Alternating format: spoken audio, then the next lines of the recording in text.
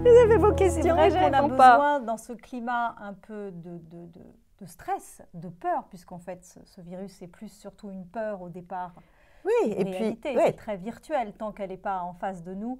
Mais on anticipe, les bourses anticipent, les gouvernements anticipent. Et finalement, ça crée une pandémie de peur. Et qu'est-ce qu'on peut faire face à ça pour garder son système immunitaire le plus haut? Eh bon, déjà, bien évidemment, ceux et celles qui ont travaillé à leur ancrage, qui ont résisté à cette monétisation dont je parlais, c'est-à-dire qui sont encore connectés avec le bonheur de voir un rayon de soleil, de voir le soleil se lever le matin. Je trouve que c'est extraordinaire que le soleil continue, que le jour continue à se lever tous les jours. On n'y pense pas, ça c'est normal. Donc ceux et celles qui ont réussi à se connecter à des choses simples, à développer ce que j'appelle moi des processus quotidiens vertueux, vont être également très effarouchés ou effrayés par certaines nouvelles qui arrivent, mais vont avoir quelques moments dans la journée pour se reconnecter avec leurs propres vibrations.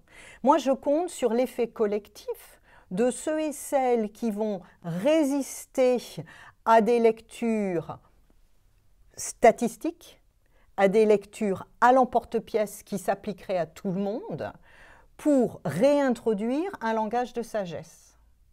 Autrement, l'immunité, c'est aussi du soleil, sans doute, mais du sommeil, l'alimentation, la nourriture. Hein.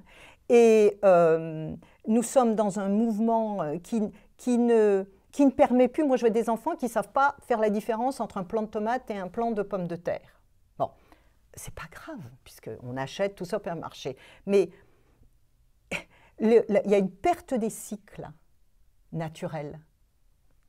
Or, nous sommes une âme incarnée dans un corps, et le fait de minimiser l'importance d'un corps en bon état est pour moi